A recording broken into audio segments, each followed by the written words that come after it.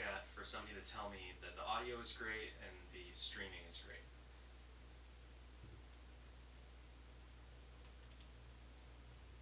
Pop out chat. Come on now. Waiting for that message. And this will also tell me what the latency is like for this stream. Should have started a countdown or something. Hey, hey, says Ryan. I think, I don't know. Can you guys hear me? Can you hear me? Somebody tell me they can hear me. Quiet?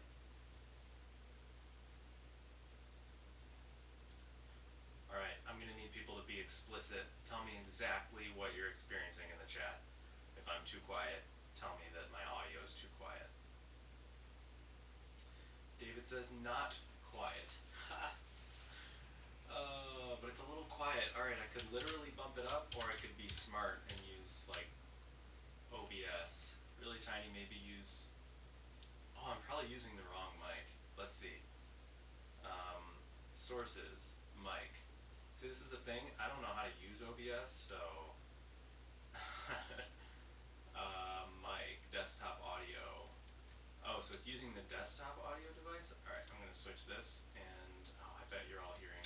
Headset that's hanging up next to my desk. Alright, let's see how this is. Sounds like you're in another room. Yeah, it's probably the wrong mic. Better. Okay, great. Okay. Sweet. Now you can hear my morning voice, the rumble of my morning voice. All right. I love this screenception. Good morning, sir. Good morning, everyone. It's 9:41 a.m. where I'm from. It's probably not that where you're from. And I have my tea next to me, and it's hot and it's green, and I think we're ready to work on some Alpine today. 2:41 here. Nice. All right. Muzaffar, is that how you say that? Hey, Muzaffar. I've seen you around. I've seen you around the repo. You've been doing a lot of work. Thanks. Kevin's from Thailand. Yeah, throw out where you're from in the chat. I'm interested to see that. Yeah, it's good to see all of you folks this morning. And so we're going to do some Alpine work. And here is the story. So I opened up the repo this morning, and this morning my work is to clear out the pull requests. So I've done one, and there's a bunch more to do. I've read through all of them, and now I'm ready. This is sort of my workflow. Is like, it's probably best for me to just have a set time every morning where I wake up and I go through new pull requests every day on Alpine and Livewire and all my packages, but that's not how I work. I don't know. I work in a different way. I work in rhythms. So I much prefer letting them build. You're probably all hearing this and you're like, this bastard. Oh, why doesn't he do them every day? But usually I focus on one repository at a time so that my brain can stay in that space. And I've been on a every week to every other week cycle of like opening these up, reading them all, understanding everything I can, and then going through the pull requests in batch. And so I thought, why don't we hop on a live stream? I actually hit a snag, and I was like, oh, I don't want to do this alone. I want to do this with friends. So I've invited you all into my misery. And I think there's lots of kind of good thinking around some of these things, good nuggets. So hopefully it's entertaining. Hopefully it's good. Turkey. We got Turkey. We got Glasgow. Is that how you pronounce it? Glasgow? Glasgow? Like Moscow? Glasgow. It's got to be Glasgow. Glasgow. That would be my UK accent. France. Cool. All right. There's probably mostly Europeans on right now. I'm thinking because everybody who is in the US, it's either 9 a.m. or like 7 and even 6 a.m. for different people in the US, and they're probably not up yet. So I could be wrong, but it seems that we have a lot of people from Europe here this morning. So, hey, Noman. You know what we should do? Well, I guess this isn't your problem to deal with, but I'm so bad at knowing names that aren't, standard American names. If like everybody had the phonetic spelling, is that the word? That thing that you see in a dictionary, like right under this, and it was like MOO, Zafir, like I would know exactly how to pronounce everybody's name. But that's not your problem, that's mine. All right, so let's jump in. I opened up this pull request to start, and I got a little bit confused, or I hit something a little bit unexpected. So here's the deal. Thank you, Simone. I don't know if he's on this right now. Simone is a super active VIP in the repo. Fix X on in X4 when updating. So he references this issue, number 413. So I open up 413, and then I see this problem description, and I open up the JS fiddle. Here's the JS fiddle. So I've modified it, but let me actually open up the original JS fiddle and show you guys what the problem is. All right, so here is the problem. It looks a little bit more complex than it is, but the gist is that you have a list of things. So in this case, we have this group of objects, 1 through 5. So X4 item in items. So there's 5 iterations here. Well, actually .slice. So it's using some pagination. And page is also a piece of data. And so it's showing 3 of these things, and they're buttons here, and it loops through it 3 times. And each button has an @click handler that when click is called, it console.logs hello from item and then the number. And then inside it has X text, okay? So the first 3, 1, 2, 3, get console.logged out, no problem. If you go to the next page and it gets replaced with 4 and 5, then I click 4 and I click 5 and nothing happens. So I thought, okay, this sort of makes sense. Maybe what's happening is X4, if you recall how X4 works, X4 is a template tag, unlike Vue.js. And it internally it goes, okay, there's 5 items here. Take what's inside of X4 and duplicate it 5 times, appending the DOM elements to this template tag. So like 1, 2, 3, 4, 5. In this case, just 3. When something changes, when a piece of data changes, there's a new DOM crawl and it reevaluates this X4. And it's smart enough to recognize, did I already render an element for this item? And it uses key to do that. And if it did, then it goes, all right, skip it, add a new one. So it's smart like that. So my guess is what's happening here is that the first time through we register click handlers @click, and then we data bind this X text to put in this text. Then when we change something, it's not initialized, it's updated. So my guess is that, so there's 2 different sort of modes of initialization in Alpine.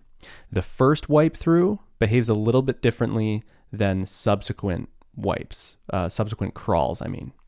So the first crawl, if there's an event listener, it'll register it. But subsequent crawls that happen every time data is updated isn't going to re-register event listeners, because then you'd have all these duplicate event listeners. If there's a new element added to the page, it will quote unquote initialize that element and it will register event listeners. So my guess is, my first thought was something is wrong with X4. I should keep this chat open. I'm going to move this over a little bit. Hopefully that's cool with y'all. All right, Haas, you missed almost nothing. Hi, Haas, nothing much. You really started. Adrian, what would happen is you put a key on the LI. What would happen is you put a key on the LI. If you put a key on the LI, that's not how it works. The key goes in the parent. I don't know what would happen. Hey, Mohammed. Okay, let me scroll up and make sure I didn't. Ooh, Colombia. Nice. Poor Zio, David. You're such a funny fella.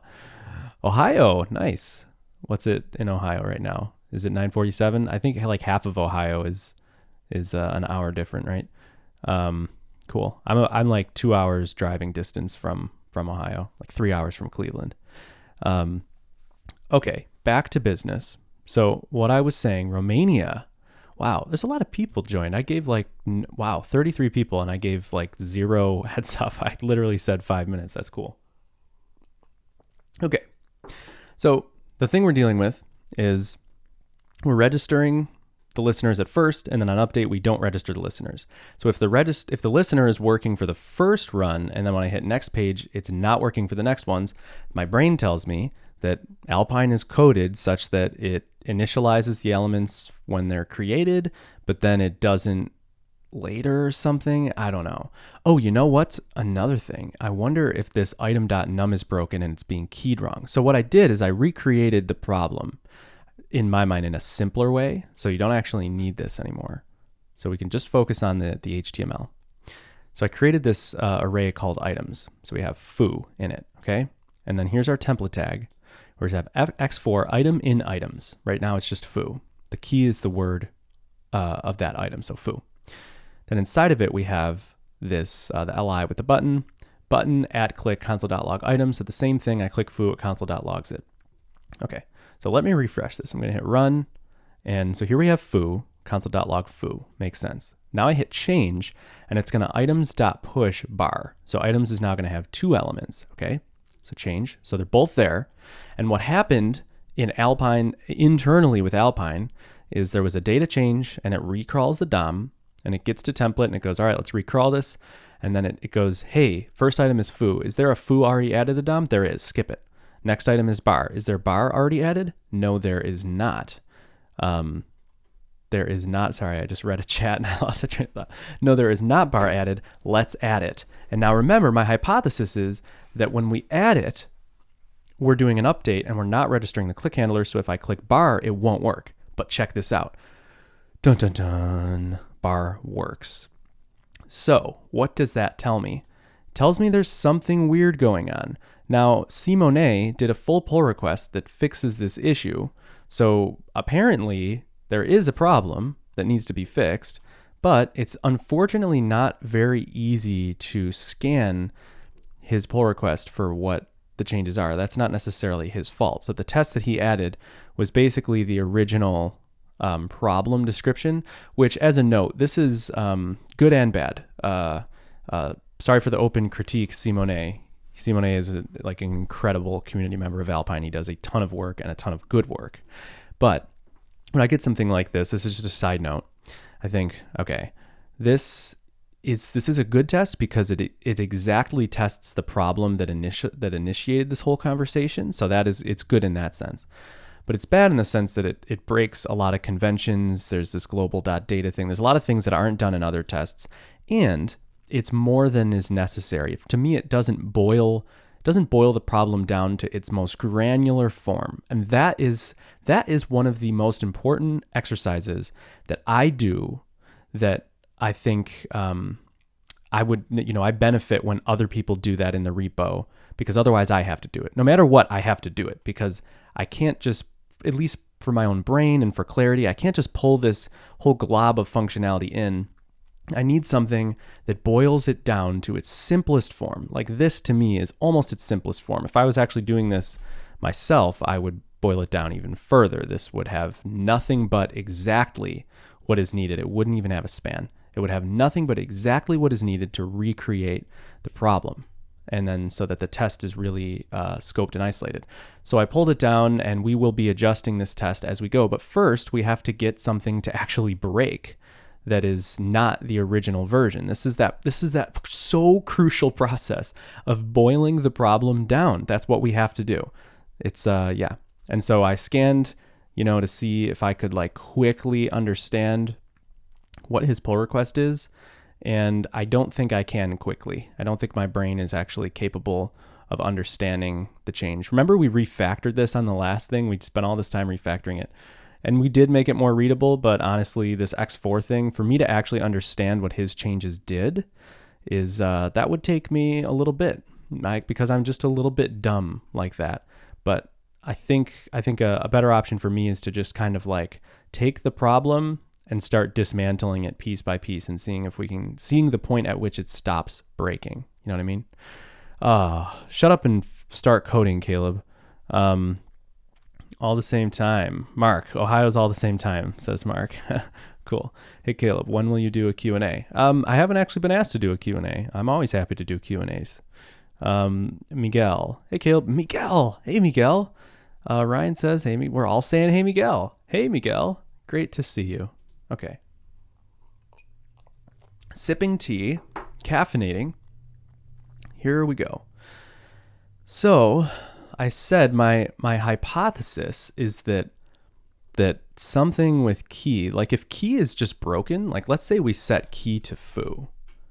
I don't know if this is properly going to display demonstrate the problem. We set key to foo. Okay. Foo runs. We hit change. Bar runs too. Oh, why is life so hard?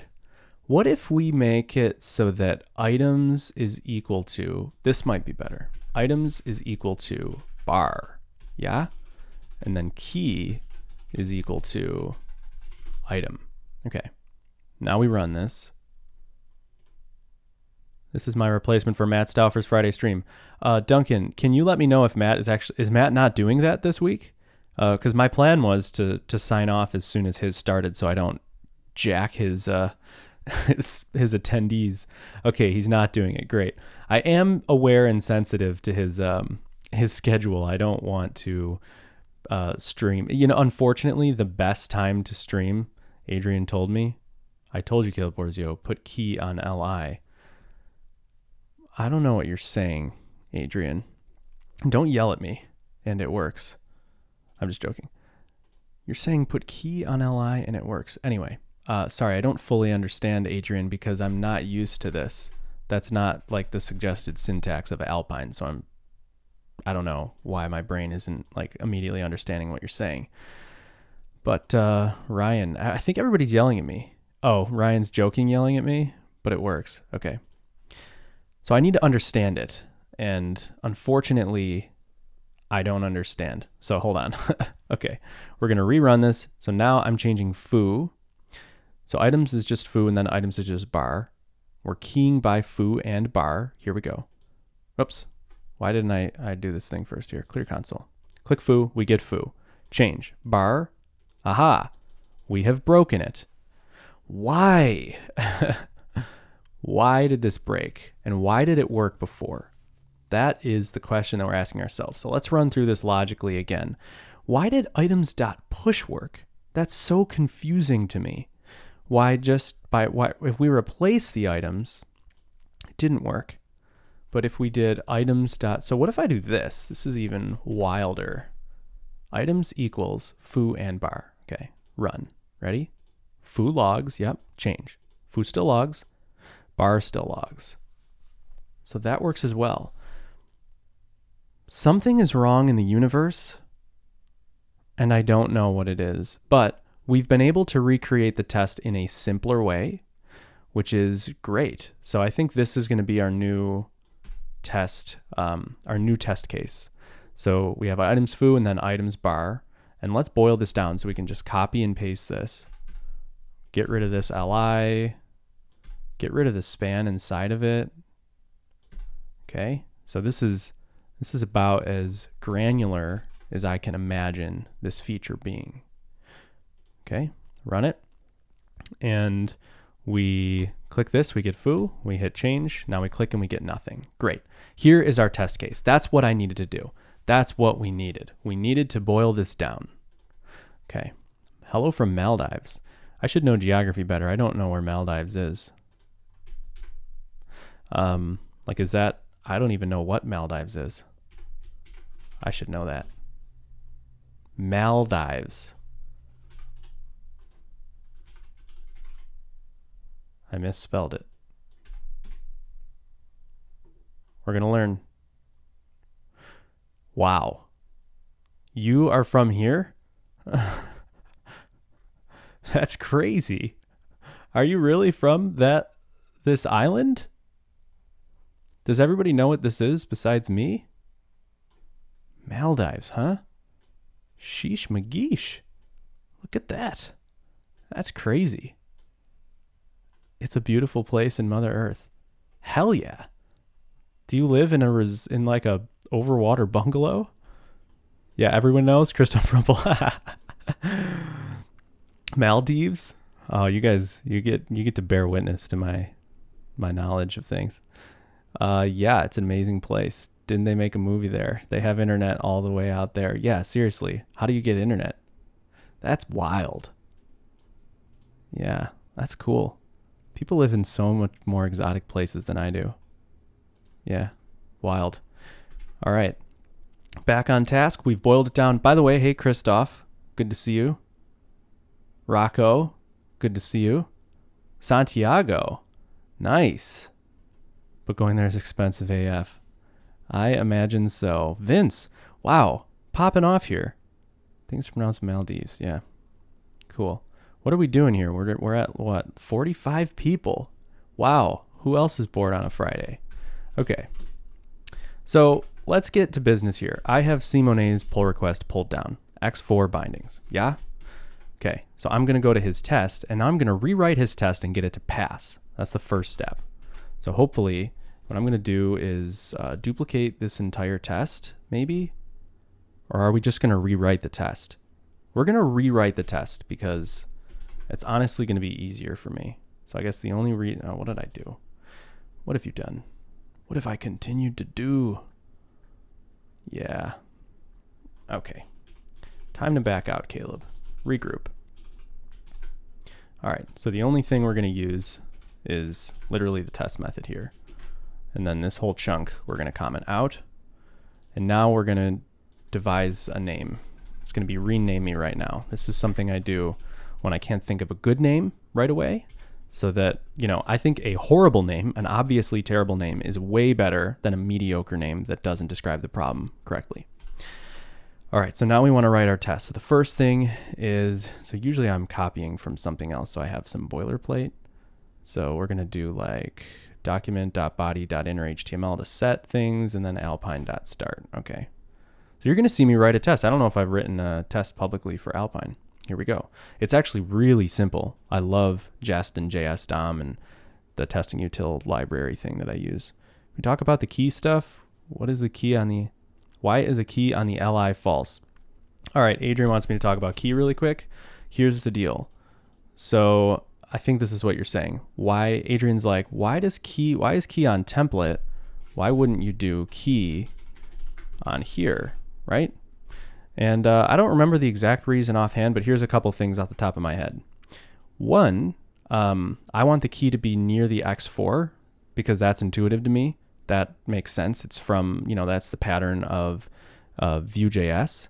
And then the reason, I think there's some technical reasons, because when I evaluate X4, I could probably achieve it, but I don't know. To me, this just seemed much better as co-locate key and X4. As far as if you could manually do something like this, I'm not sure. And I think you're telling me that it works, but I'm not interested in that route right now because I'm trying to solve the problem with the syntax that most people would use, if that makes sense.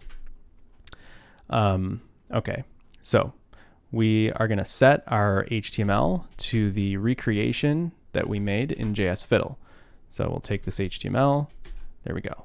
So I freaking love Alpine tests, for the most part. Sometimes they're really dark.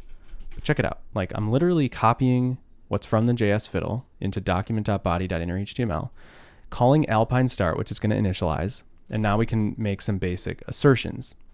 So what is our assertion? We want to first assert that if we click this, it's going to do something. So here's another little pattern that I would use. Let's make a function. Oops. We're going to make a function called register click. Okay. And we're going to create a variable outside of the scope that's going to be click count. It's going to start at 0. Okay. And now inside of register click count is going to get incremented. Okay. Now inside of here, at click can actually call click count. All right, which is going to reach up out of here and actually call this and actually increment the scope. So we do Alpine start, and now we are going to get the button.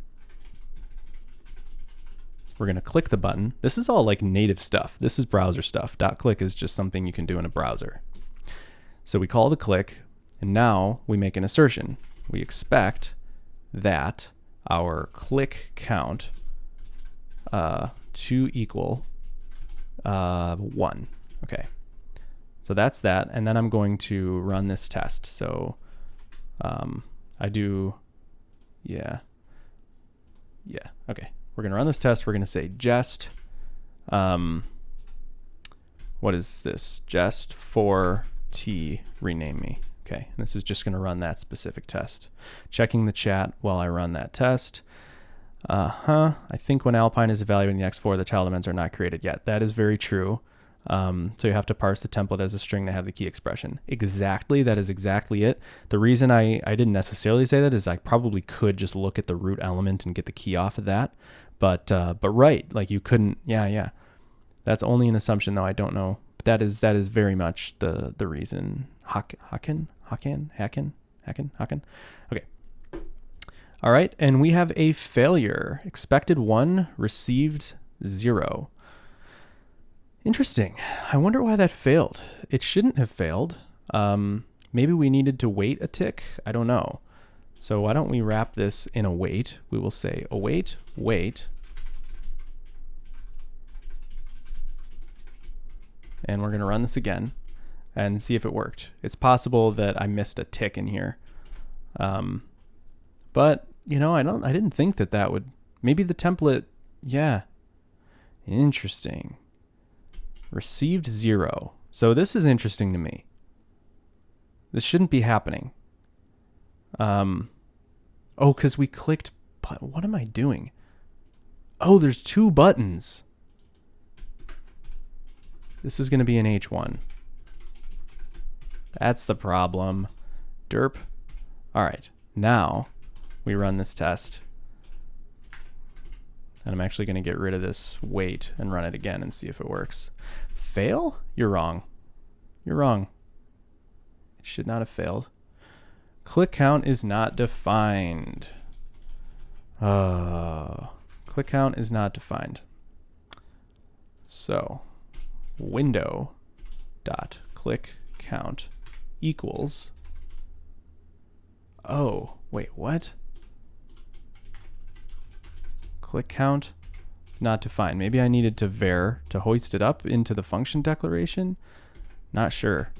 I'm gonna run it again, see what happens. Pronunciation is like ha con hakan hakan. Did I do it? Missing uppercase C. Oh, thanks guys. I'm just an idiot. That's why you're here. Register click. That's what we're doing. This can stay let. Register click. Register click. Ah, you guys are so smart. Is everybody like blowing me up in the chat? The event handler is wrong. Yeah. H1 click should not call. Okay, we still failed though. So what's up with that? Register click is not defined. I did define it, so let's go back to this. Window dot register click equals function. Okay. We'll even make it an arrow function. How's that? Now, please work. Okay, that worked. Now we can get rid of our wait. Okay. And see if this still works. It still works. We have a passing test. Now let's get that test actually to pass, hopefully, because this is Simone's pull request, and then we'll refactor the pull request. Okie dokie.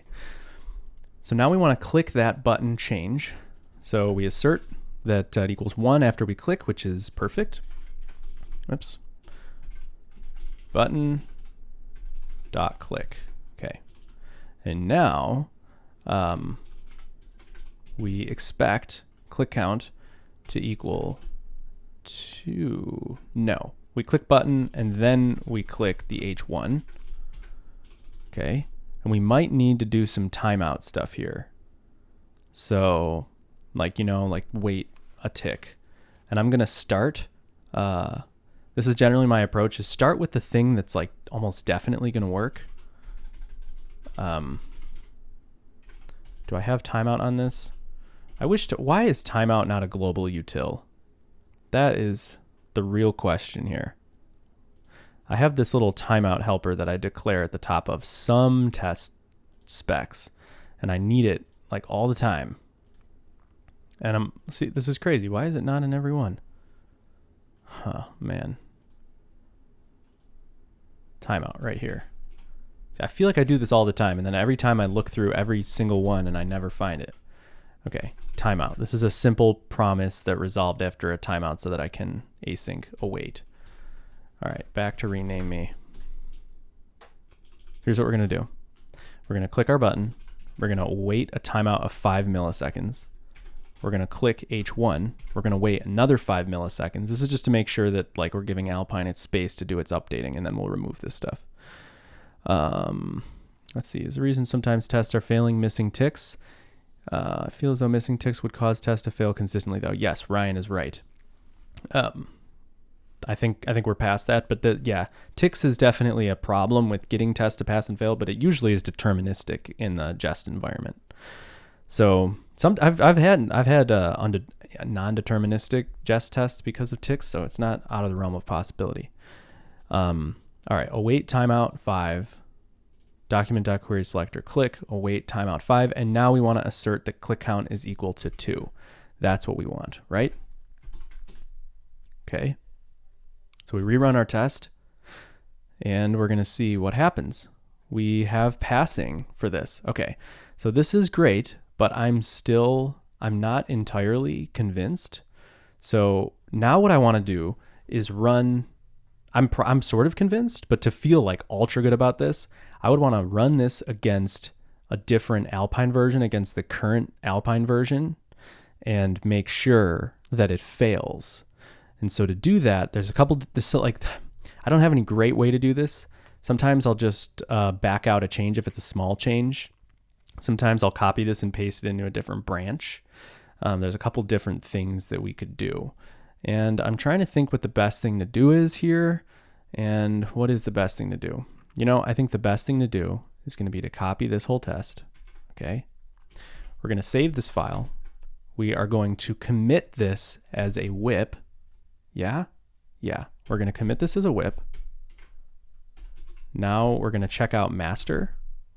We're going to open up forspec. In the bottom, we're going to paste in this test. Yep. And now we are going to run this test against rename me and hopefully get a failure.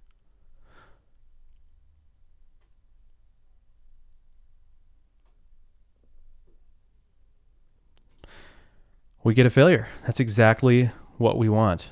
Oh, it's because timeout's not defined. Where did we get timeout? From HTML? No, see, you're seeing, this is what I do. This is what I do every time. So embarrassing. And now you're watching me. Here. Guess I can. Oh man, oh man. All right, we're going to put it in line. We're going to rerun our test. Come on now. And hopefully it fails. Perfect, it fails. It says expected 2, received 1. This is fantastic. That's exactly what I want. So now, let's see. Do I have some congratulations in the chat? That's how we all do, Caleb. Nice, yes. We are all developers. We all do these things. All right, some people are helping Adrian with the key thing. He could be right. I don't think that necessarily he's wrong, but I'll let you guys hash that out in the chat. All right, so now we can nah my changes. So git status, we're gonna nah, git check out the previous branch. And I wanna undo my latest commit. And I always do this just in the VS Code panel. I wanna undo that whip so that we're kind of back here. I don't understand why there's changes here, why VS Code is telling me there's changes here, but whatever. So undo last commit. And now it's gonna pop off my little whip, remove whip, and I'll unstage that 4. And now we're back to our working state here. Okay, so now we're actually going to crack open the change and we're going to refactor it and get it to a point where we can push it up to the pull request and get this thing merged. But we have to understand what we're merging in. If I don't understand what we're merging in, that's bad. That's bad news for Alpine. Yeah, refresh. Sometimes VS Code caches changes. Yep. Okay, so here's what I do. Rather than opening a new terminal tab to npm run watch, I've been doing this split terminal thing so that I npm run watch here and I don't have to switch between tabs. I really like it. So I'll do npm run watch and then I'll stick this like over here. And now I have my build kind of hanging out and then I can run my tests here or do my whatever I need to do or my git stuff here. So this is a workflow that I really like. So we're npm run watching. We have our test now. This is our test, which we can run and we get passing. And now we can take a look at Simone's code and actually try to understand it and see how he did. I'm surprised you don't have an alias for npm run watch. Yeah, I don't know. Guess it doesn't feel painful to me, but it's the kind of thing that I bet once you do it, you realize it was painful. Yarn for life? I don't know, man. Nah. I much prefer using like the tools. I was into Yarn when it first came out because npm was really bad, but now npm is better because it has a lock file. Where like that was Yarn's big sell, was the lock file. I don't know. Tons of people still like Yarn, which tells me that it's still great, but I don't know. npm's fine for me, I guess. I shouldn't say fine. I kind of hate it, but I probably hate Yarn too. All right, you just re-implemented git stash the hard way. Yeah, so why didn't I git stash that? I could have git stashed that. Why didn't I? I don't know. Sometimes, yeah, I don't know. I do git stash like often, but for that, I don't know why. I could probably delve into why I did, but sometimes I don't like to git stash. For me to whip and undo the last commit is like so rock solid. Where stash sometimes, as soon as I stash, I'm afraid. Like I only stash stuff that's not that like I'm willing to lose if it has to get lost, you know? Because if you git stash pop and I get like, if I forget to apply and I just pop and then I get a merge conflict and somehow I do some weird git thing to like abort the merge conflict and then I lost the stash, just scares the crap out of me, you know? Or if you git stash and you forget to -u and you had unstaged things or staged things or whatever, you know what I mean? It's just like, there's so many little ins and outs of stash that for me, the other way is like just rock solid. Yarn is still faster than npm when installing packages. It's obvious when I'm on my 6-year-old MacBook. Yeah, I npm install so infrequently, and that's the other thing. I only npm run watch in Alpine and Livewire's core. Like all my applications, I don't have builds. I hate builds, so I don't have them. So maybe that's a big reason. Okay, so let's dig into Simone's pull request and see what we are dealing with. All right, so his first change. Inside of items.forEach, we define our next L, and he's immediately, is he removing that? Yeah, so let's go up here. If you guys recall, yeah, he's changing what next L is. Oh, see, this is the stuff, man. Why is it that, I feel like X4 is such a headache for me that when I encounter it, I'm like, I need people to understand how hard this is for me, and then I stream. If there were no X4 problems, I would never stream, right? Hakan, ES build is insanely fast. I can't preserve folder structure though. Build run in milliseconds down from 10 seconds. Wow, wild. ES build. What's ES build? Everybody's talking about this ES build thing. Never even heard of it. ES build, an extremely fast JavaScript bundler. Wow. Interesting. Interesting. I'm always down. Whoa, look at that. I mean, I hate builds, but why not make them fast as hell? Maybe, is ES build something we should use for Alpine? Is it gonna like, I'm not really interested in wrangling builds and babel stuff at the moment, but yeah, it seems pretty hot. Interesting. Oh, Evan is using it for the new no-compile view dev server. Not worth it for Alpine. Yeah, the build is super fast, actually, for the most part. Oh, this is really cool. Glad you guys put that on my radar. Looks awesome. Yeah, what's our build time? It's not long. It's at 7.2 seconds. That is pretty long. But if I save a file, like if I just add a space and hit save, this is 2.4 seconds, but it's really slow, slower than it normally is because I'm streaming and everything. Yeah, decent. Yeah, I never like feel pain with the Alpine build. Sometimes I do with Livewire a little bit, but I do feel pain with any other build. It's just super slow. It's like an application build, you know. All right, so let's understand this. I keep avoiding this having to understand the problem.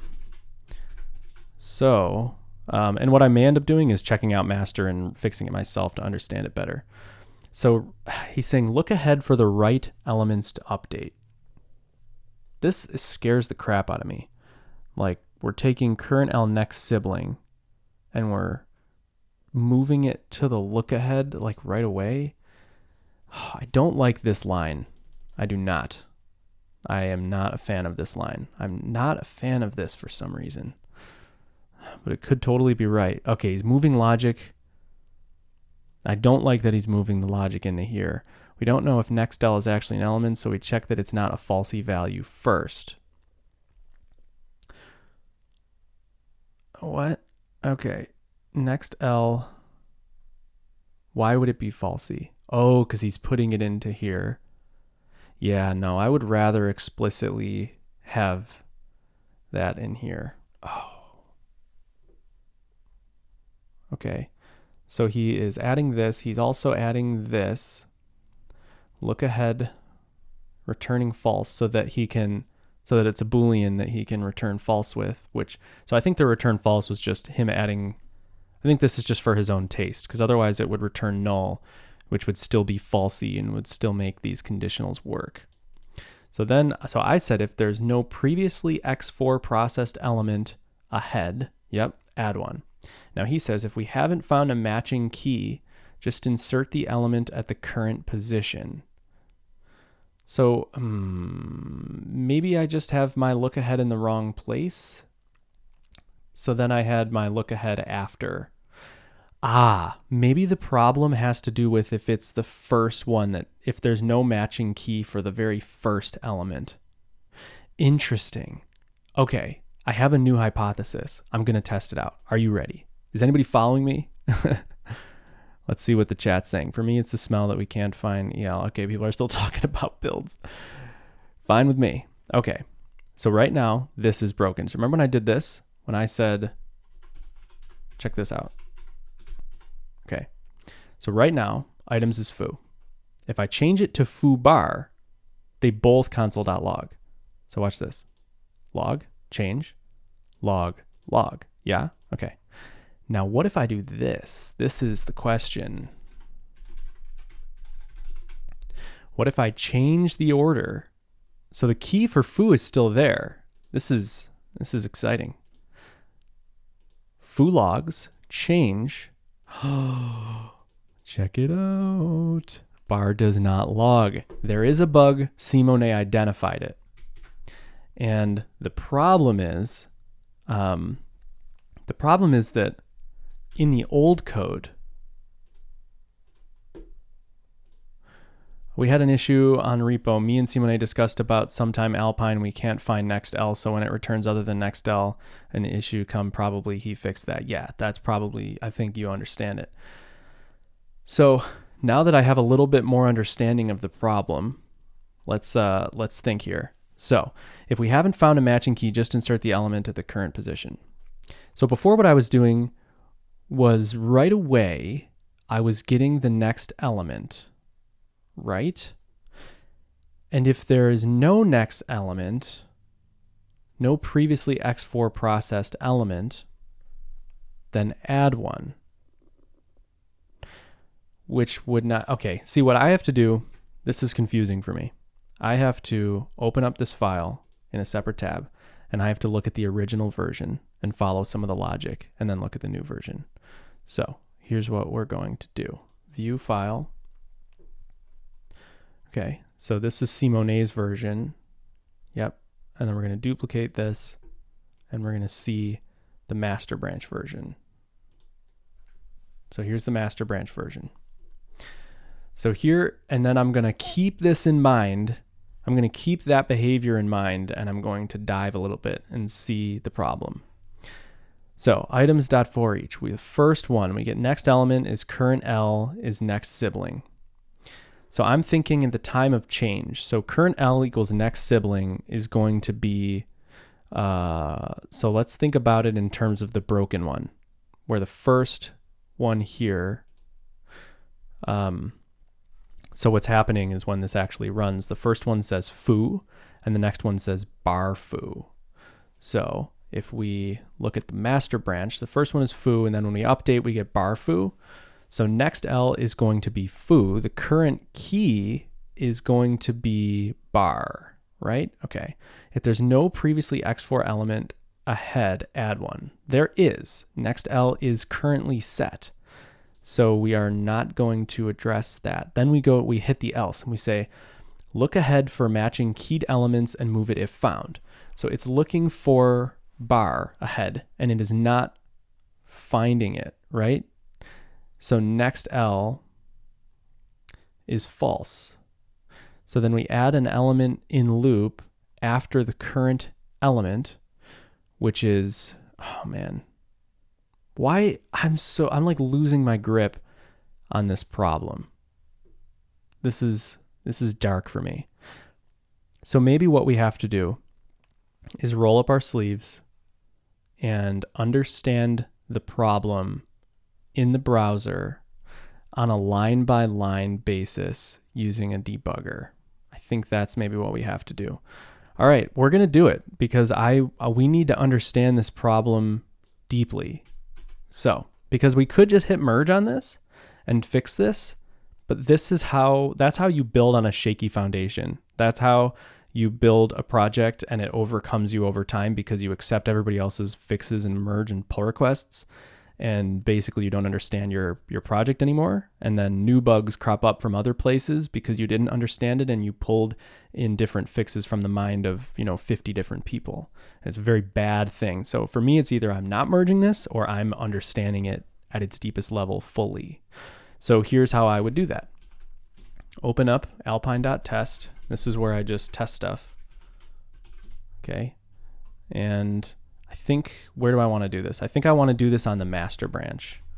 So, are we going to get, see, I'm like, maybe I should get stash because of peer pressure, but I don't think we're going to do that. So let's do this. Let's whip it. Okay. And we're going to go back to the master branch. Now we're on the master branch, and now inside of this example file, I'm going to add our JS fiddle here. Who's still tuning in? We still got everybody tuning in. I'm surprised. These deep ones, they're deep. They are deep. This is about the deepest that, now that's maybe not true. Okay, so here's the recreated problem. Okay, so let's put something in here. X text item, okay. And we'll open up the console, and so that we can see this happen. You guys probably have a hard time seeing that. So foo is foo. Change, foo is still foo, but bar is nothing because this does not get registered. So now what we do is open up Alpine. We're going to start npm run watch. Okay. And now we open up Alpine's core, the 4.js. And we're going to drop a debugger statement right here. And we are going to walk through this thing. So save that debugger. All right. Now we're going to understand. Let's play past everything. So we play past everything, and now we hit change, and now we get some intel. Now we're going to actually look at step debugging. Debugger is king. It certainly is, my friends. Here we go. Now we can walk through step by step and actually understand some things. We're not interested in the call stack. We're interested in the scope for sure. So we are starting, and now items is, I'm surprised it doesn't show items because it's just in the local scope. Is it in global? Above, maybe? Whatever. We will add it to watch. So why doesn't it do that? Weird. I hit X, doesn't do it. That's annoying. So items is equal to, oh my gosh, really? Bar and items 1 is foo. Yep. That lets me remove it, but these are unremovable? So weird. Okay. So we're in the first iteration, which now is bar for the first one. So we go forward, forward, forward. Current key is bar. Yep, item is bar. Go forward. Now next L is going to be that for. So if we click on it and show it in HTML, it's that, sorry, the foo, not for. Yep. Okay, so that's foo. And the key of nextl, like if we did nextl dot x4, yeah, dot x4 key is foo. So we know that key. Okay. So now we're looking for the problem here. So we hit the else, and we kind of knew that. So we hit we hit the else. Now we do nextl. We look ahead for the keyed item, and I think it should be false. So let's do that. And now let's see what nextl is. Maybe it's because nextl gets overwritten. We're going to see. So now nextl is undefined. Yeah, not null, undefined. Okay. So then it is going to be false. So now, right, so if nextl, if we didn't find one, which we didn't, add element in loop after current L, which makes sense. So we hit forward. Yep. And now let's look at the state of the HTML, yep. So we hit forward, and now we have our bar right here. It just added this. So if I actually highlight this and go into the console and do, it may actually not be set yet. Yeah, it's not set yet. We're not there yet. Okay. So delete nextl.x4 key. I don't know why that's there. Maybe it's just to reset it right away or something. I'm not sure why, but I trust myself, I guess. Now nextl x4 is equal to iteration scope variables. Okay. And now we're calling component update elements. So here is the problem, that we're calling update elements instead of initialize elements, because we created that. Here is the problem. The problem is that when we do the look ahead and we find something, we want to update. When we do the look ahead and we don't find something, and we add it ourselves, if we're ever adding an element, we need to initialize. That's the thing. That's the deal, folks. That's our problem.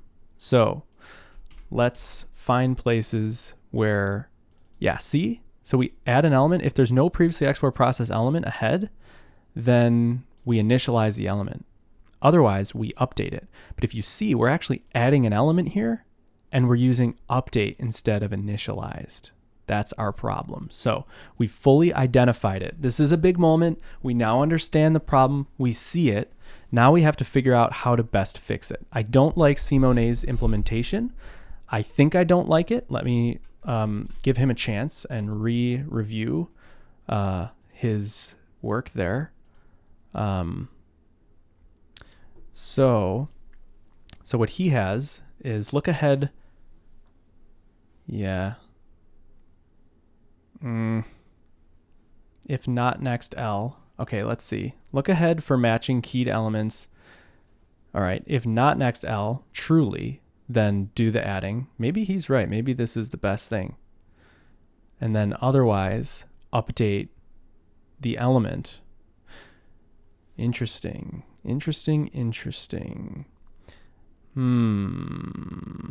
Current L, next element sibling, look ahead. Let's relook at his diff, because this might actually be better than what I was about to do. If we haven't found a match key, just insert the element. All right, so I see what he's doing. Right, he changed this here because this check is being done up here, right? Yeah, he's looking ahead for the next matched element, which makes sense. And now he can get rid of this, which is good. Yeah, he might have a better implementation. Look ahead for matching keyed element. Move if we don't know if nextl is actually an element, so we check that it's not a falsy value first. We don't know if nextl is actually an element. We don't know if nextl is actually an element, so we check that it's not a falsy value first. And if it's falsy, we return it out. Yeah. So I do like this implementation, but I guess the one part of it that gives me the heebie-jeebies that I have to figure out is like right away in his implementation, he's doing look ahead for matching keyed element and move if not found. What if there's no keys? You know, like what if somebody doesn't specify keys? How does this work? That's my question. But I guess everything has a key. Yeah. Everything has a key. We generate it. Yep, Adrian's right. Everything has a key.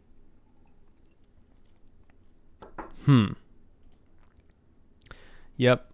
I'm wondering, I mean, it feels right. Like we might just need to massage it a little bit, but this is actually like super clean, way cleaner than what I had. If none specified, it's just the index. Yeah. So look ahead for the matching keyed element. Move it if it's not found. Perfect. That's perfect. If not next L, add it in the loop after, transition it in initialize element. Otherwise, update the elements and reintroduce. I think we have a winner, folks. Look at this. This is fine. Like this is easy to grok. Oh, I think he is way easier than this garbage. Thank you, Simone. Thank you. Now we just have to massage some of the pull request a little bit, and let's get back to that branch. We have to abort some changes here first. So and git check out the other branch. Grab our new test. This is success, my friends. Yeah, why didn't this not? So refresh. Does that do it? It did it. Good suggestion. Undo last commit. We're back to our whip. We have our good test. We're going to npm run watch. Now we're going to go into for. We're going to look at every bit of code that he changed, and we're going to verify that we like it. Look ahead for the right element to update. So I don't think we need that line because it says look ahead for matching keyed element and move if not found. I think that's good on its own. So git checkout hyphen is going back to the last branch you were on. Yes, it is. Yeah, it's a nice little helper. I love it. Yeah, it's a good tip. So hero. If we haven't found a matching key, just insert the element. If we haven't found a matching key, yeah, insert the element at the current position. I love it. That's good. Okay. Yep. Add element in loop after current element. This is good. Otherwise, update the element we found. Yep. Capitalize, punctuate, temporarily remove the key indicator to allow for normal. I'll update it. This is good. Okay. And now we go down to the look ahead and make sure that those changes look good. We don't know if nextl is actually an element, so we check that it's not a falsy value first. Let's look at this here. So this is also another note. I'm thankful for contributions in general, but when I do, I don't know, like when I look at this is just like, I don't know. If the style that you're introducing like directly contradicts the style of the surrounding page, it just sort of communicates something that, again, this is unfortunate that I'm hating on Simone because he's fantastic and super helpful and super smart. But I feel like it's worth mentioning and being transparent because those are the things that go through my head. If not next L, we need editor config and prettier or alike in the repo. Yeah, maybe that's probably true. That I don't know. I'm not a huge fan. It's probably true, and it would make things like this easier. But I think my point still stands because even things that like prettier might not do, like capitalize the first letter, punctuate the sentence for comments, like, I don't know. In my mind, it's like I try to match whatever the style is of the thing I'm contributing to, and like, yeah, why code formatting no good? Yeah, if it takes too long, Caleb might go ahead and solve others first. I'm chatting with him. He says if it takes too long, Caleb might go ahead and solve others first. I don't know what that means, Musafar. Why code formatting no good? It is good. Why do I have an attitude about it though? Because at times I've been a religious prettier ESLint PHP CS fixer user and loved that I work in a project that I hit save and everything's totally formatted. I guess the things that bug me are there's those little edge cases where like it formats something in a way you wouldn't want it to, and you get mad at it. And also there is something that, this is just a weird, like, idealistic thing that in my mind, this is not valid. I feel free to roll your eyes right now. But I like the idea of like handcrafting code and being intentional about your style and being intentional about every thing you write and not leaving it up to a machine. It's like something human and crafty about that. Again, you're welcome to roll your eyes. And maybe a package is not the place for it, but that's at least my thinking. Okay, back to this freaking line of code. If not nextl, I am Boolean impaired, so stuff like this is hard for me. Just a simple exclamation point is difficult. If not nextl, we're just getting the opposite of it. Return false.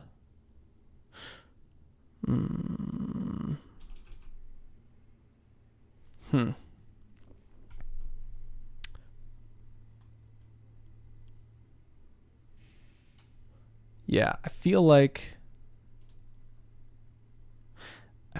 we could do without this.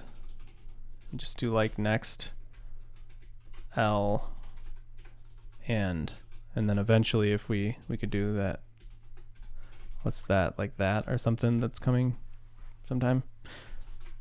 Yeah, I feel like we could do this without this, right? Like maybe the early return is best. If not nextl, return false. That's what's getting me though. It's like an early return of false. If nextl is not, then return false. Is anybody else bothered by this? Is it just me? Optional chaining is ugly. You think so? I don't know. I think it's nice. Doing most of my work in Go these days, I will say this. Go's Go format is a real blessing. Go format. Gotcha, yeah. Early return makes sense. Yeah, it does, so that you're not leaking extra stuff into there. It does make sense. Maybe this is the thing. Let's do this. And then we'll return undefined. That's better for me. I think it's the false that was just getting me down. Yeah, this is good. This is going to pass undefined, which I'm fine with. I would rather do that. That's good. Because who knows? Like, what if another return is undefined? I don't know. Whatever. That's good. So let's make sure that was the only thing here. So we change that. We change that, and we are good. I think returning false fixed a previous issue. Oh, are you serious? Shoot Madoop. Returning false fixed a previous issue, huh? Huh. So let's see. Next L, if it's undefined, it is going to, this is going to work, you know? If not next L. And then next L is the new thing. You know what I'm saying? Maybe it's this PR I'm thinking of. Yeah, I don't know.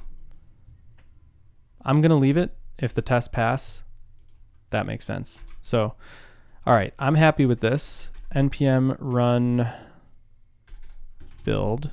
We're going to build the assets. As soon as that's done, we're going to do a final jest run. We're going to push up these changes into the pull request. We're going to merge it, and we're going to be done with this feature. How exciting. So exciting. All right. We run all our tests. I probably have some cleaning up to do in the... Yeah, we have rename. I have this whole commented out thing.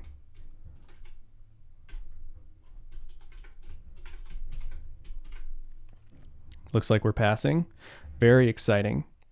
Now, I want to try to remove those timeouts for the ticks, because I think it would be really great if we didn't have those. So let's start with one. Oops. We can get rid of this. Okay. And let's see if that still passes. It does. Let's remove the second one. See if that still passes. And it does. Fantastic. Now we can remove timeout from up here. And now the last thing is to change rename me. This is a hard problem to describe.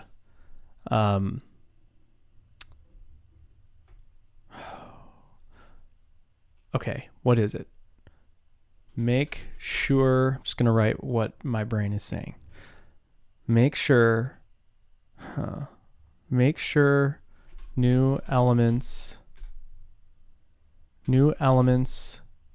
with different keys added to the beginning of a loop are initialized instead of just updated. That's it. That's the truth. That's the truth. So that's what's getting put in. This is good. This is clean. I'm a fan. Okay. So let's do this stuff. We're gonna say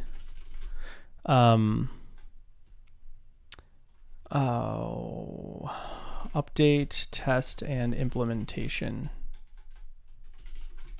I'll say refactor. Refactor, test, and implementation. That's good with me. Okay, commit that. And now push that onto Simone's branch. And now the test is updated. Okay. Clear Control L. Yeah. It's I think it's I actually derive pleasure from typing clear. I know you're all like on the floor with how ridiculous I am, but yeah, let's see. Could I get used to that? Does it even work? It doesn't even work. I do Control U when I need that. I have a weird habit of typing clear after every command. Ryan, yes, I do too. And I kind of love it. I do this like just for fun. Like GS clear, LS clear. It's like a running joke. My wife literally, when she wants to like sound like a programmer to make fun of programmers, she just says like LS clear. For some reason, she like caught me doing it. It's like, why do you just LS clear over and over? That's funny. I alias clear to a single C. Well, that would take out the enjoyment of like, I remember when I was a kid, I would type Caleb Porzio over and over. I can't even type my own name. And google.com to like, cause those were the two fastest things I could type. And I just wanted to like, oh, look how fast I could type. I'm so cool. Okay. Cool. We have updated this pull request. We are happy with it. The checks have passed. The tests run. We're going to do our final look over, refresh. We're going to do our final look over of the diff. I always do this. This is like so key, is to look at the diff before you merge the thing and make sure you're happy with everything. Right? Right. Yep. Are we happy? We're happy. We are happy. Mm-hmm.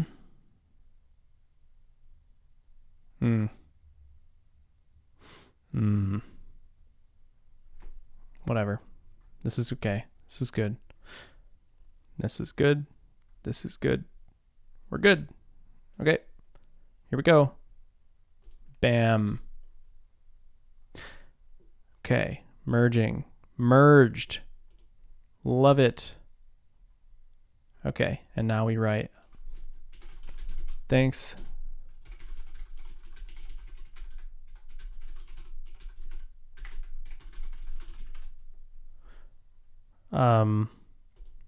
Okay, we thank him so that he feels warm and fuzzy. And then we find the issue. And it's already must have been marked as closed. So closes. Love it.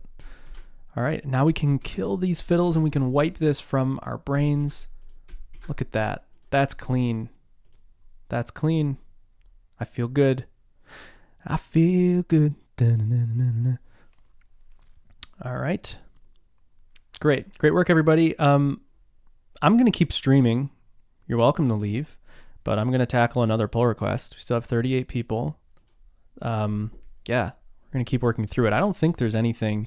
Maybe I'll tackle the next hardest one in my mind just to like be cruel. This one is actually legitimate. Okay. What are the easy ones? Are there any easy ones? these are all good ones and deserve tons of thought in themselves. Let's start with this. No, yes, no. Let's go for an easy one, says Adrian. Okay. All right, this is an easy one. All right, so this person is saying when you X bind, see if the test is easy enough to show. Yeah, so if you X bind like a bunch of spaces next to a class, currently it throws an error. So let's see. All right, so I was about to pull this down and work on it locally, but I see that he used his own master branch. He just forked and edited the master. So that's impossible. It's impossible for me to push my changes most of the time. It's impossible for me to push my changes to the pull request, which is a huge bummer for me. Huge bummer. So if you're watching this, I've talked about this before, but make a separate branch so that I can push on to the branch. Yeah, rookie mistake. Yeah, so that is helpful for me. So now I have a couple options. It's like I could pull this down locally and I could work on it, and then I could merge it in master, or I could create a separate branch and make my own pull request. It just makes my life a little bit less fun, you know? Rule number 1, use your own branch. Yeah. All right, so what's the best thing to do here? We're going to pull it in at least. Maybe we just merge to master because it's so kind of simple, and then just work on it on master. Let's read through his thing. So here's the entirety of his change. I think it's pretty simple to grok. So this filter Boolean makes sense. If you're not familiar with filter Boolean, I will show you. So if we do this, what else we got in the chat here? I thought it was whip all the way. Hotfix everything. All right, so hey there dot split empty string gives us hey and there. If we have 2 of these, we have hey, and then we have an empty string in the middle. And basically, like in PHP, you could just do this, I think, but that's not going to do it. You have to add a Boolean check. And I don't know exactly why this works. Maybe Boolean like works as a function, like Boolean true. Yeah, because you can just do that. Yep, so Boolean's just a function reference. Christoph, I'm out for a Friday after work beer. Have a great day, everyone. Thanks for joining, Christoph. Appreciate it. Enjoy your after work beer. Sounds great right now, but it is 10:51, and that is frowned upon for me. If you stream for 10 hours straight, I'll still be here. Marion. That's funny. I appreciate that. Okay. So that's what this filter thing's all about. And that's what we're doing. So he's like, this throws errors otherwise. So I would think that the filter Boolean is everything you would need. So now I'm curious, like, why isn't it everything we need? Never too early. Yeah, that's right. I don't think my wife would agree. I don't think my, I'll stop with the alcoholism jokes. 5 p.m. somewhere. That's right. All right. So filter Boolean makes perfect sense to me. But what's this other stuff? Keys sorted by Boolean value. Where does this come from? Let's expand that a little bit. Keep expanding. Where are we here? Yeah, this is like kind of a big part of the code base, this bind thing. This is how we bind a value. So if the attribute that we're binding is value, we can go all the way down. Who made a giant if-else statement? What horrible programmer did this? They should be fired. Yeah, this is pretty bad. Okay, if attribute name is value, and then we're going all the way down. If the attribute name is class. So if we're binding class, if it's an array, do the array stuff, right? Yeah. If it's the value of type object, okay. So that's the thing, is there's this else that's like, if it's just a string, do the filter. Make sense? Okay. So he just wants to filter Boolean everywhere, which makes perfect sense to me. And let's look at his test. Unnecessary white spaces in class list are ignored. You know, maybe we could just merge this whole thing. think the one responsible is called Caleb. Not true. Do we need to have tests for when it's using array syntax or string syntax? It would be good to have a test for the string syntax and the array syntax. Does this cover the array syntax? Is array unique, concat? No. I don't think it would affect the array, but it would affect the string syntax. So, all right, let's do it. We're going to merge it, and we're just gonna do it that way. So let's make sure, where are we? Fix whitespace bug. Good fix. Thanks, Felix. Okay.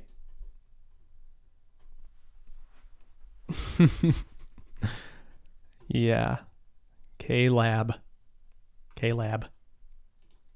Merge pull request. We merged it. The deed has been done. Oh, now we merged it. Okay, we got the pull request merged. So let's go to master.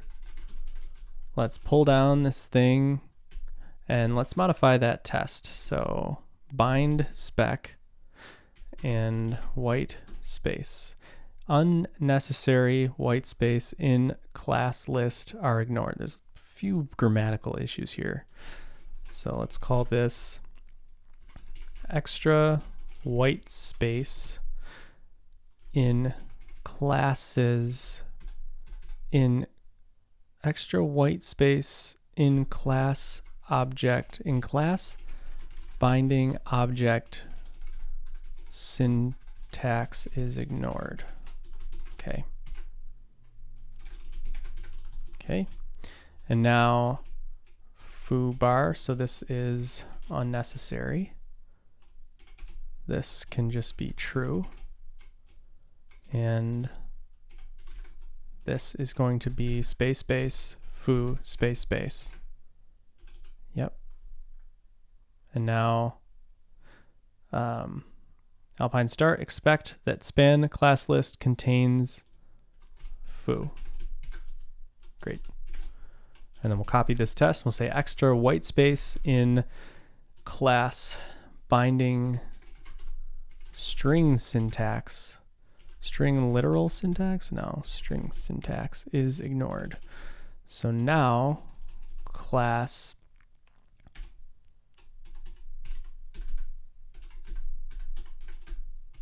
that's what we're doing. Yeah, and you know what? Let's make it even more.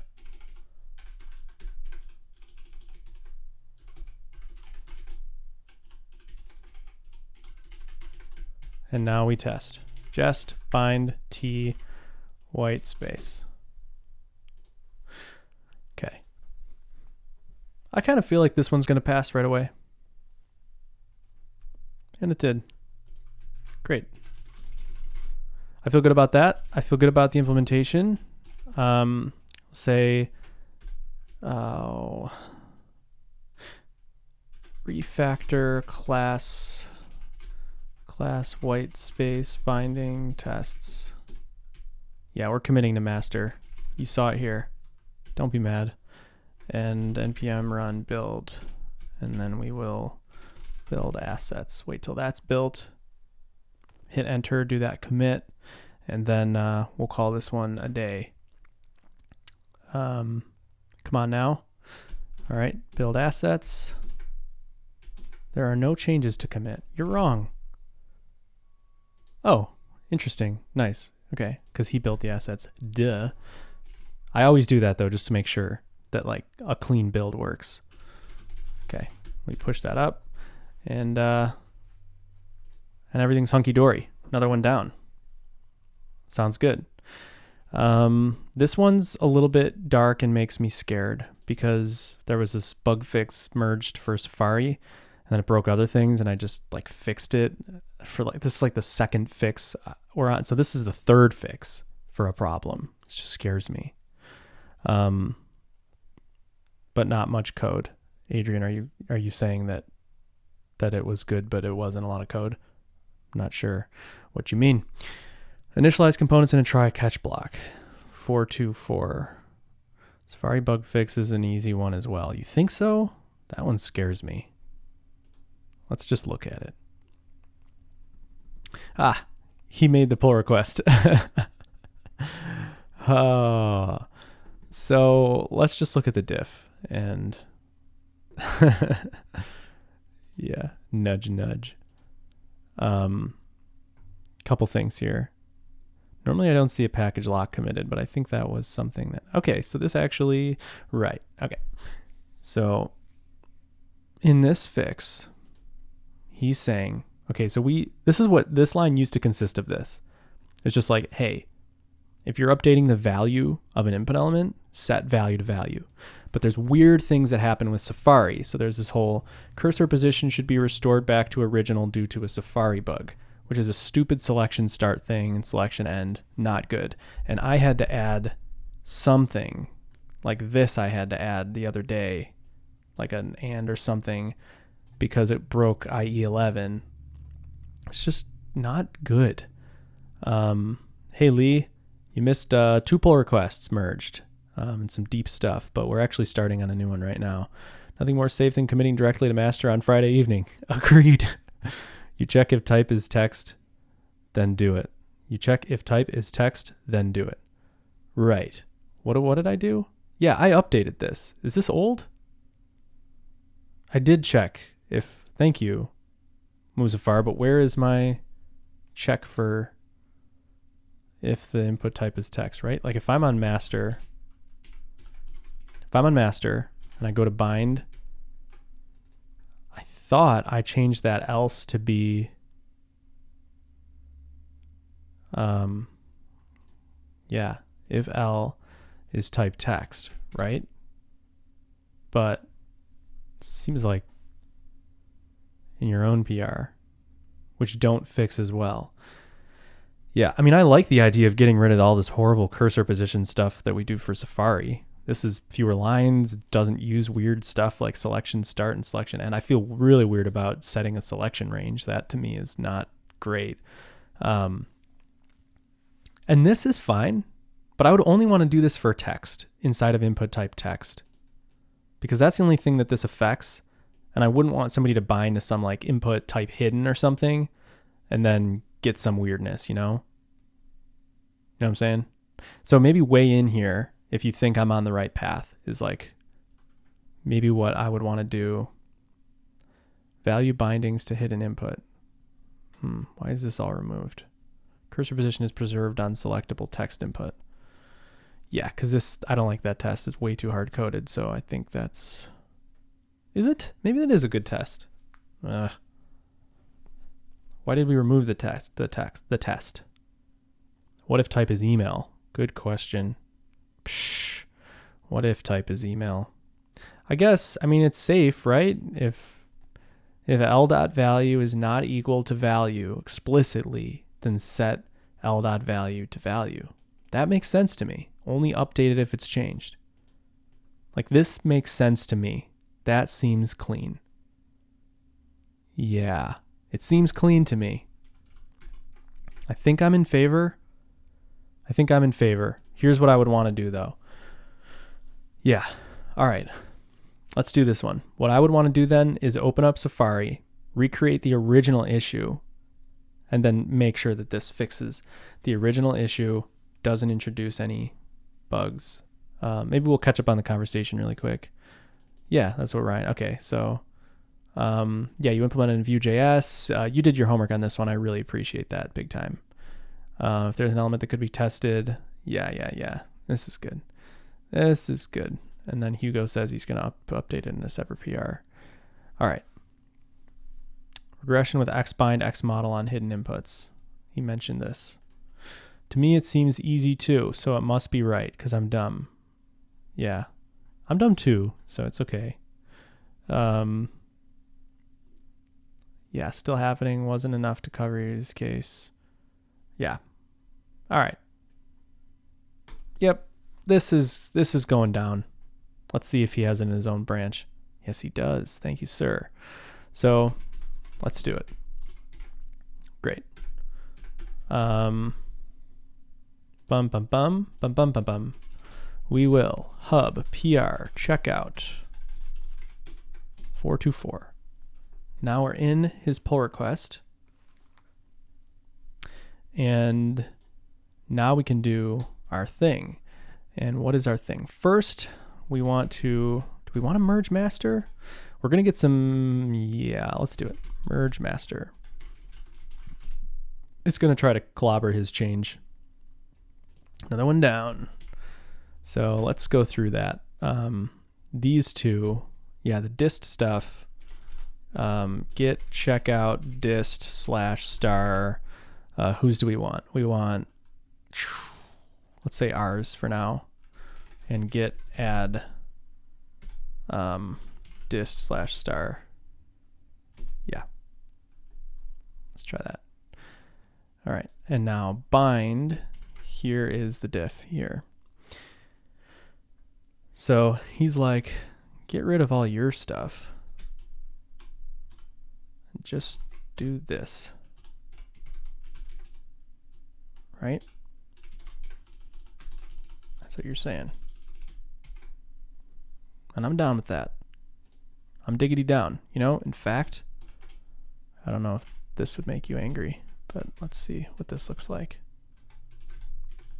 If L is not equal, then L value. Yep. Okay. If val, what about this?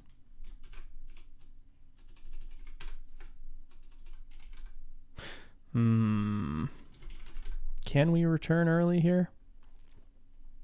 Yeah. Are there other places we return? This would be the first return.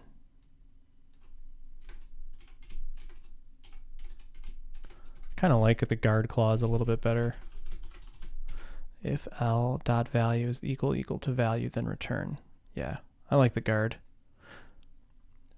Move it to else if. Not sure what you're saying here. Move it to else if. Everybody's telling me that. Well, two people are. Explain. Move what to else if? This is the else if. Why would I put this inside of that? Or maybe you're saying add in an else if, but what would we add as the thing?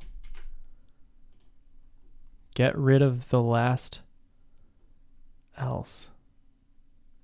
Oh, you mean just... Don't know what you mean. Get rid of the last else? But then we'd have to like... Right? Not following. Instead of else with an if inside it.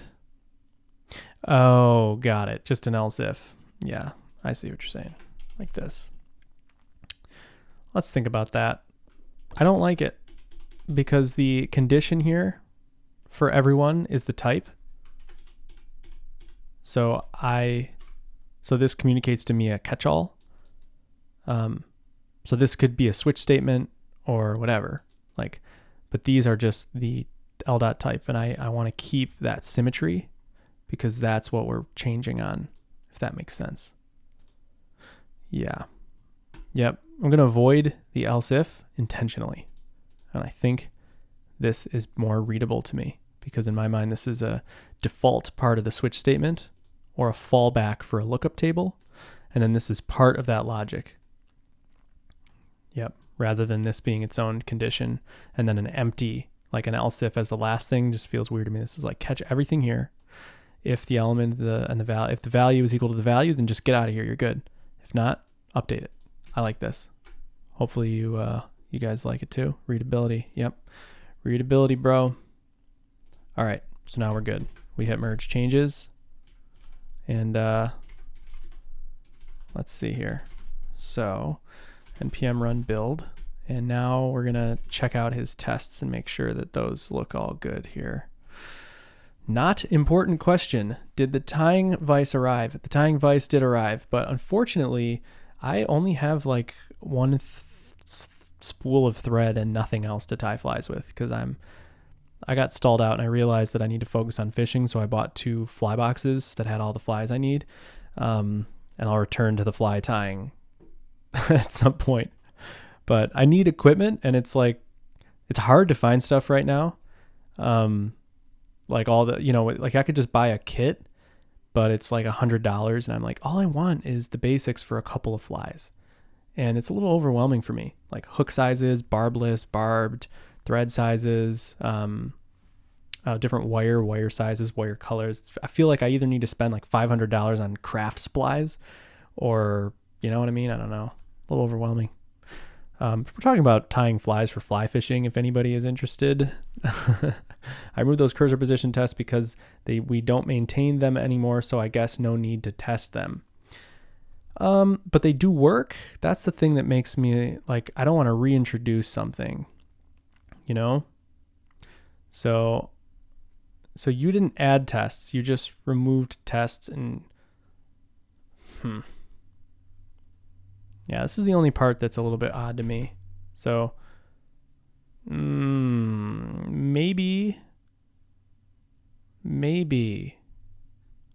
What are we going to do? I feel like I should.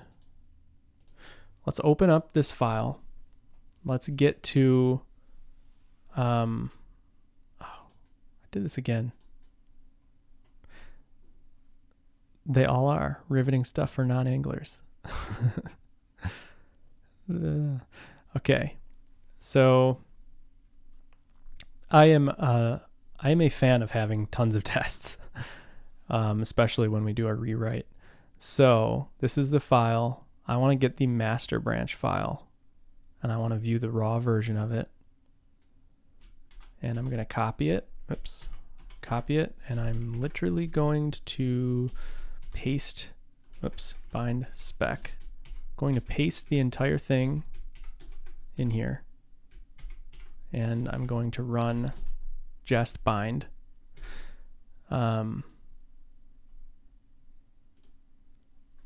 Yeah, to make sure that it passes, because even though we're not dealing with selection ranges anymore, cursor position is preserved, and I believe that the test is bad, so I'm probably in favor of removing it. I just want to make sure that it's not a good test that we can keep. Cursor position is preserved on selectable text input. So here's what the test is. Input type text, X model foo. Foo is set to bar. At select, interesting, I wonder why at select. At select foo equals baz. Yeah. So what is the failure here? Failure is a timeout. Just a timeout. So maybe it's just sitting here waiting. I mean, I'm in favor if this, okay, so this is fine. Let's get rid of this completely. Input elements that are not text search URL password types will throw an exception when calling their set selection range methods. So yeah, like, and I already cover this like right up front, right? I would imagine this attribute bindings are set on initialize. That's basically what this does, right? So that's what that does. This is not a valuable test at all, right? We're just setting the value and we're asserting that it equals something. Yep. You with me? Yeah. Okay. I think everybody's with me. So let's now run just bind, get passing. And the final step here is going to be to actually test this in Safari. Okay, so let's say update tests. I wonder why the rebuild. Oh, because I merged things, merged master. Okay, so, all right. So now what I want to do is in index.html, I want to create something that is going to demonstrate this problem. So we go to the pull request and I'm going to find the There is a code pen I created in pull request for testing. All right, well, so first, I guess I want to... All right, here's one problem. And what are they linking to?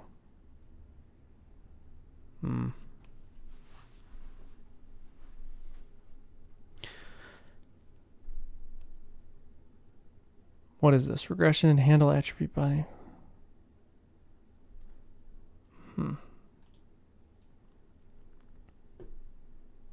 Interesting. So, yeah. Let's say, I don't know, X text type hidden. Let's pull this in. And let's say, what do we want? We want to use like a really old branch. I wish there was... Can anybody help me? I just want an easy way. I want like a code pen of the original problem of like the Safari cursor jump thing. That's the thing I don't want to reintroduce. I'm confident that this is going to work and it's clean. I just want to make sure I don't reintroduce that initial bug. So I'm going to keep going. And I would love it if somebody would post something to help me out that would be just a piece of HTML, put it in a code pen, find a code pen somebody already did that just that creates this issue. And I know it exists. I've seen the issue myself. I did it to verify the original pull request.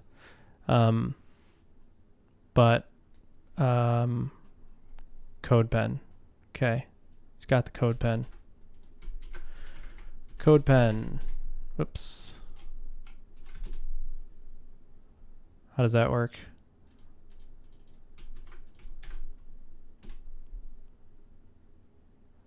Is this it? Safari bug test? Yep. Okay.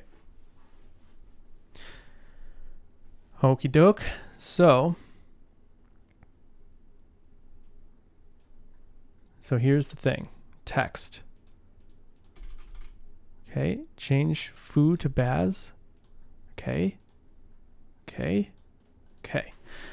So this code pen, if run in Safari against an old version of Alpine, is going to fail, right? That's the truth. So let's take this here. What is all this? Is this Alpine? This is Alpine. Inline. Old version will fail. All right, well, let's put it to the test. Here's that. Let's open this up. Okay. And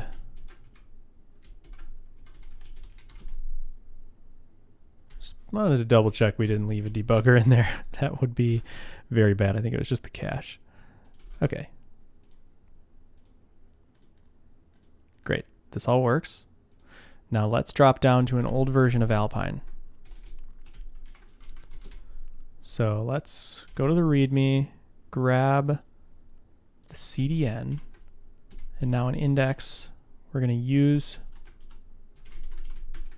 CDN, and it's going to be 2.0.1, which should have it. Okay. So now we have this. And first we're going to check this here. Foo is not defined. All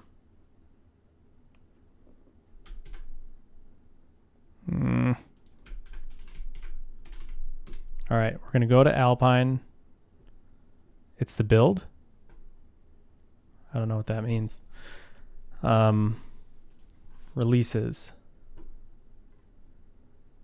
Let's find where we fixed this thing.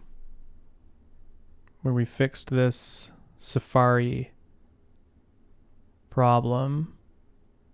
This was it. It was fixed in 2.3.0. So 2.2.5 should not have it. So that's what we're going to use, 2.2.5. And I just want to see this thing break. And then I want to see it fix. I think already included the failing Alpine version in his code pen. Oh, okay, whatever. Okay, works. Perfect.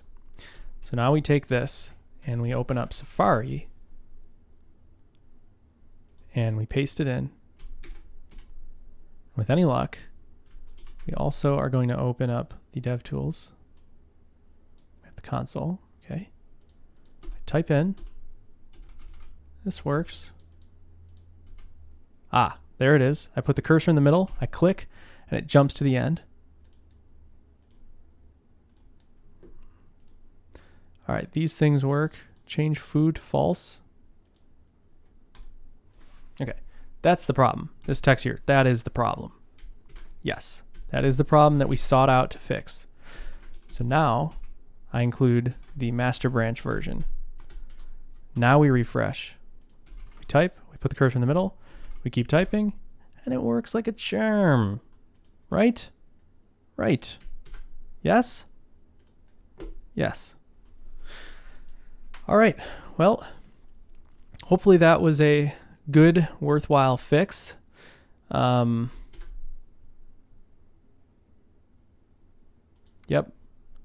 Hopefully that didn't introduce other bugs. For some reason, it still kind of scares me a tiny bit. But I really appreciate the fix. Thank you for doing all this work. That's a lot of work. So let's push up our changes to the pull request, which we can do because he used a non-master branch. And see what we're doing. All right. And how are we doing on the live stream audience? We're dwindling. Makes sense. I think we'll cut it off after this pull request.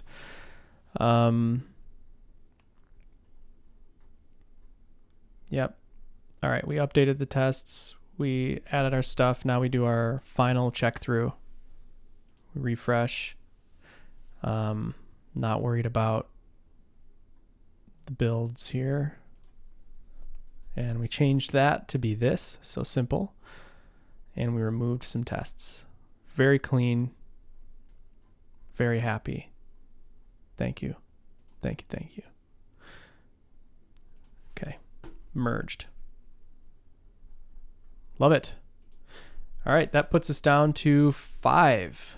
This one's brand new. I haven't looked at it. This one I think seems pretty simple. At least sounds like a simple thing. This one stresses me out. This one also seems fairly simple. And this one I am interested in and I think we should do, but it also stresses me out. So I'm going to end the stream for now. Thanks everybody for tuning in, following along. This is helpful for me to have people there to, as a sounding board and just to kind of hash ideas out against. So appreciate it for tuning in. I got nothing more to say, but maybe we'll do this again and get through some of these other PRs, or maybe I'll just do them on my own. But thanks a lot, and I'm still talking. So that is that. I'm going to end the stream. It's going to happen, and it's going to happen now. Thanks.